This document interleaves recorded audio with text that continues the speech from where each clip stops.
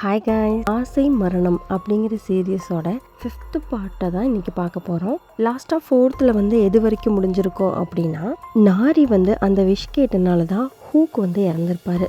So அதோடு தான் அந்த பார்ட் வந்து முடிஞ்சிருக்கும். அதுக்கப்புறம் என்ன நடந்திருக்கும் அப்படின்னா, இந்த விஷ் கேக்கருக்கு முன்னாடி இவங்க அந்த பார்ட்டிக்கு வந்து போயிருப்பாங்க இல்லையா, அந்த கிரிக்கோ ஆப்பை பற்றி அவங்க ஃப்ரெண்ட்ஸ் கிட்ட வந்து சொல்லிட்டு இருப்பாங்க. ரொம்ப சீரியஸாக சொல்லவும் கூட இருந்தவனும் ஆமாம் இந்த ஆப்பு நீ நினைக்கிற மாதிரிலாம் கிடையாது, உண்மையாலுமே உன்னோட ஆசையை அதை நிறைவேற்றி கொடுக்கும். ஆனால் நிறைவேற்றினதுக்கப்புறம் அதை அனுபவிக்கிறதுக்கு நீ இருக்க மாட்டேன், ஏன்னா அதுக்கு பதிலாக அது உன்னோட உயிரை வந்து எடுத்துக்கோ அப்படிங்கிற மாதிரி எல்லாம் சொல்லியிருப்பாரு. அதுக்கப்புறமா அப்படியே சிரிச்சுட்டு லாஸ்ட்ல நீங்கள் ஸ்கூல் பிள்ளைங்க நிரூபிச்சிட்டீங்க பார்த்தீங்களா, இப்படியெல்லாம் எங்கேயாவது ஒரு ஆப் இருக்குமா அப்படிங்கிற மாதிரி ஃபன்னியாக பேசிட்டு விட்டுறாங்க. கொஞ்ச நேரம் கழிச்சு தான் இந்த அம்மா என்ன பண்ணியிருப்பாங்க அப்படின்னா, இந்த ஆப்பை டெஸ்ட் பண்ணி பார்க்கணும் அப்படின்னு சொல்லிட்டு ஒரு பேப்பரில் லிப்ஸ்டிக்கை வச்சு அவங்களோட டேட் ஆஃப் பர்த்ல எழுதி அவங்களோட மூஞ்சிலேயே ஒட்டிட்டு அதுக்கப்புறமா வீடியோ எடுத்திருப்பாங்க. அதில் தான் வந்துட்டு ஆளாக வந்துட்டு இந்த ஹூக்கை பற்றி சொல்லியிருப்பாங்க. இந்த சீனில் தான் காட்டுறாங்க. இதுக்கப்புறமா காலையில் போதையெல்லாம் தெளிஞ்சு எந்திரிச்சதும் அப்படியே அவசரமாக ஸ்கூலுக்கு வந்திருப்பாங்க. அப்படி அவங்க ஸ்டெப் கிட்ட வரும்போது தான் ஹீரோயின் வந்து இவங்களை தட்டி விட்டுட்டு போயிருப்பாங்க. கொஞ்ச நேரம் கழிச்சு அப்படியே எட்டி பார்க்கலான்னு போகிறப்ப தான் வந்துட்டு இந்த ஹூக் இருக்கு இல்லையா, அவன் வந்து இவங்களோட கண்ணு முன்னாடியே வந்துட்டு கழுத்தறுத்துட்டு இறந்துருப்பான். இந்த நாரி என்ன பண்ணுறதுன்னு தெரியாமல் பாத்ரூமில் போய் உட்காந்து அழுதுட்டு இருப்பான். அதுக்கப்புறம் தான் வந்து இந்த மாதிரி போதையில் நம்ம இப்படி பண்ணிட்டோம், அப்படி பண்ணும்போது கூட இருந்தது இவதான்னு சொல்லிட்டு அந்த பொண்ணுக்கு வந்து கால் பண்ணிகிட்டே இருக்காங்க. அந்த அம்மா சுத்தமாக எடுக்கவே இல்லை. இவளுக்கோ என்ன பண்ணுறதுனே தெரியல. ஒரு வழி அவள் என்ன பண்ணுறா அப்படின்னா, அவள் பார்க்கிங்கில் போயிட்டு அவள் ஃப்ரெண்ட் இருக்கிறத தெரிஞ்சு அவள் காரை நிறுத்தணும்னு சொல்லி காருக்கு மேலேயே ஏறி அதை கண்ணாடியை உடைக்க ஆரம்பிச்சிட்றா.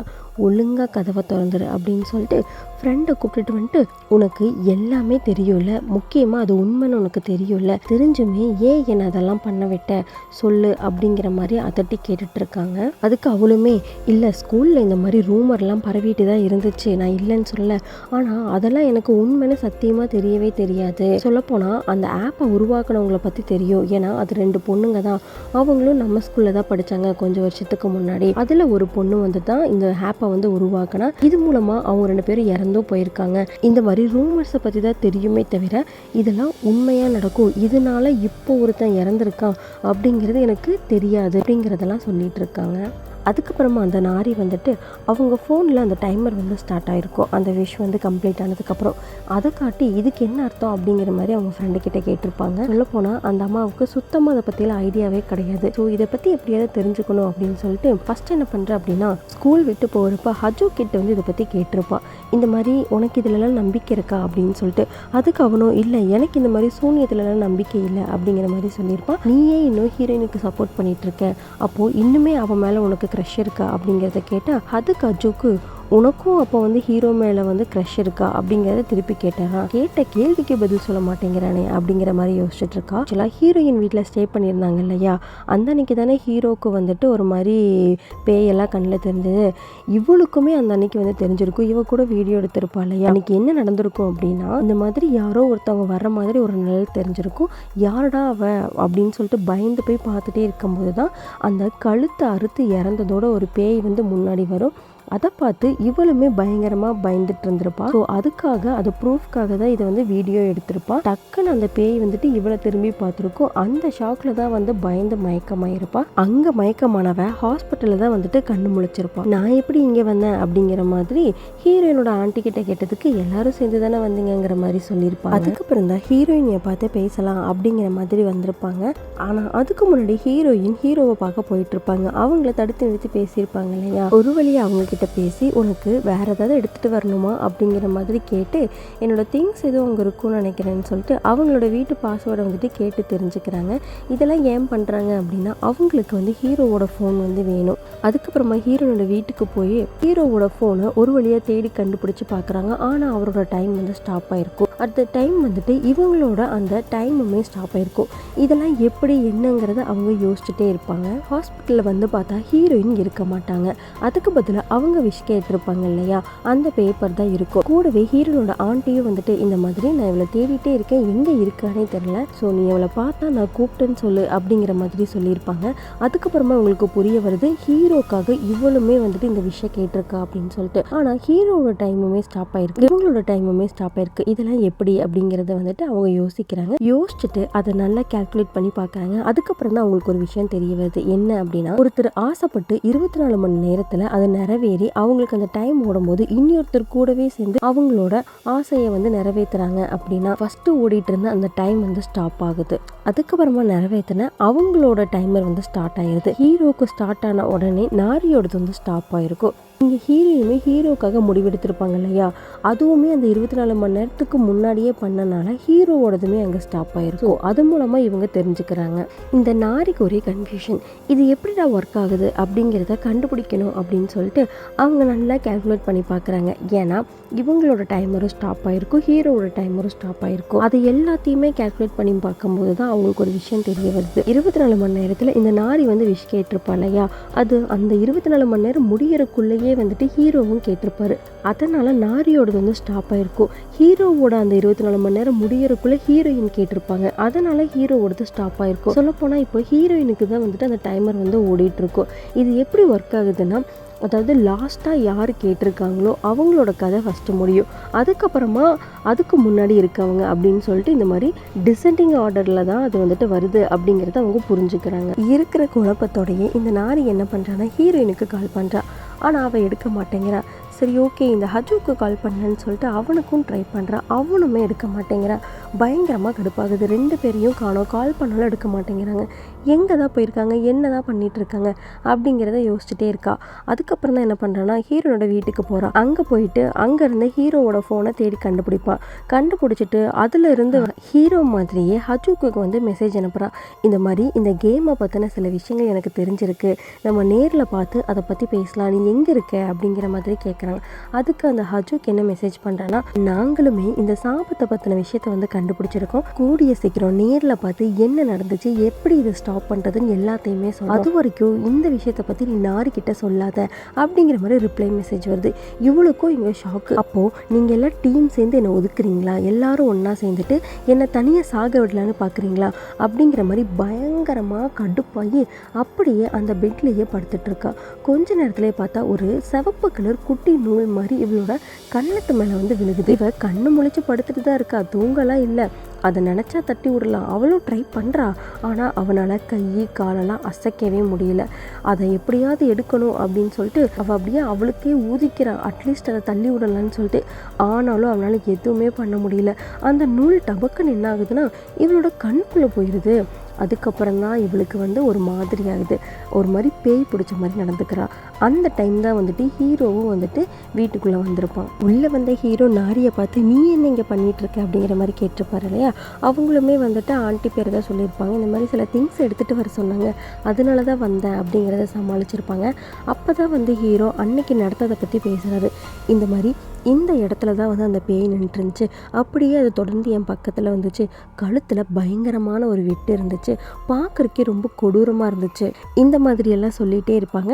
அதுக்குடனே இவங்க வந்து எதுவுமே தெரியாத மாதிரி என்ன இப்படிலாம் சொல்லி என்னை பயமுடுத்தலான்னு பார்க்குறியா அப்படிங்கிற மாதிரி சமாளிக்கிறாங்க. அப்போ தான் வந்து ஹீரோ ஒன்று சொல்லுவாப்புல, அது என்ன அப்படின்னா இந்த மாதிரி அந்த பொண்ணு கூட நம்மளோட ஸ்கூல் யூனிஃபார்ம் தான் போட்டிருக்கு, ஸோ கண்டிப்பாக நம்ம ஸ்கூலில் போய் தேடினேன் ஏதாவது ஒரு க்ளூ கிடைக்கும், இன்னைக்கு நைட் அங்கே போய் நான் செக் பண்ணலான் இருக்கேன். ஆல்ரெடி ஹீரோயினையும் காணோம், அதே மாதிரி இந்த ஹஜுக்கும் எங்கே போனோன்னே தெரில, இப்போதைக்கு தனியாக போகிறதுக்கு எனக்கு விருப்பம் இல்லை, நீயும் துணையாக வந்துச்சேன்னா எனக்கு கொஞ்சம் ஹெல்ப்ஃபுல்லாக இருக்கும் அப்படிங்கிற மாதிரி சொல்ல இவங்களும் சரி ஓகே நான் வரேன் அப்படிங்கிற மாதிரி சொல்லியிருப்பாங்க.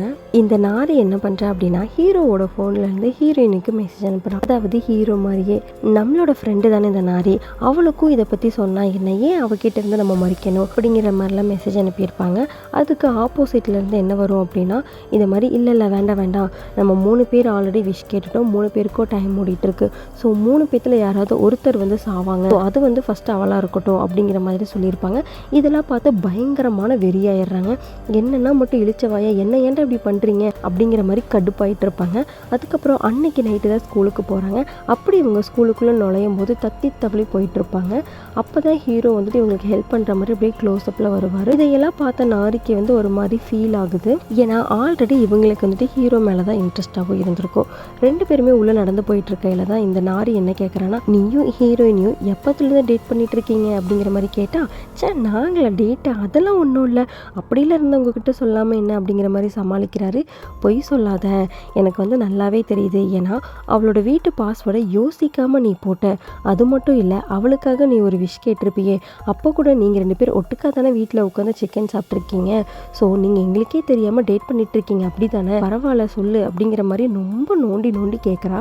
அதுக்கப்புறம் தான் அவன் வந்துட்டு, இல்லை அவங்கக்கிட்ட மறைக்கணுன்ட்டு இல்லை, இப்போதைக்கு சொல்ல வேண்டான்னு சொல்லிட்டு தான் நாங்கள் இந்த மாதிரி ஹைட் பண்ணியிருந்தோம், ஸோ சாரி அப்படிங்கிற மாதிரிலாம் கேட்க, அதுக்கு இந்தம்மா சாரியா, சாரியில் எதுக்கு சொல்லிட்டு இருக்கேன், ஈவன் நான் கூட உங்ககிட்ட பல பொய் சொல்லியிருக்கேன் அப்படிங்கிற மாதிரி சொல்ல, பொய் சொல்லியிருக்கியா, நீ என்ன பொய் சொல்லியிருக்கேன், நீயும் யாரையாவது லவ் பண்ணுறியா அப்படிங்கிற மாதிரி கேட்டால், அதெல்லாம் இல்லை, ஆனால் பல டைம் உங்ககிட்ட பொய் சொல்லியிருக்கேன், ஈவன் இப்போ பேசுறது கூட பொய்யா இருக்கலாம் அப்படிங்கிற மாதிரி சொல்கிறாப்புல. நான் இப்போ உன்னை மன்னிக்க ரெடியாக இருக்கேன், ஸோ உனக்கு ஏதாவது சொல்லணும்னா ஓப்பனாக சொல்லு அப்படிங்கிற மாதிரி ஹீரோ சொன்னாலும், இவங்களும் அதையெல்லாம் சமாளிச்சுட்டு வா வந்த வேலையை போய் பார்ப்போம் அப்படிங்கிற மாதிரி கூப்பிட்டுட்டு போயிடுறாங்க. ஹீரோ ஒரு வழியாக ஆஃபீஸ் ரூமுக்குள்ளே போயிட்டு அந்த ரெக்கார்ட்ஸ் எல்லாம் ரொம்ப நேரமாக தேடி ஃபைனலாக வந்து ஒரு ஃபைலை வந்து கண்டுபிடிப்பார். அதில் தான் போட்டிருக்கோம் இந்த மாதிரி கழுத்துலையும் இந்த மாதிரி கண்ணத்துலேயும் ஒரு வெட்டு இருக்கும் அப்படின்னு சொல்லிட்டு. சேம் டைம் வந்துட்டு இந்த நாரி சொன்னதும் ஞாபகம் வருது.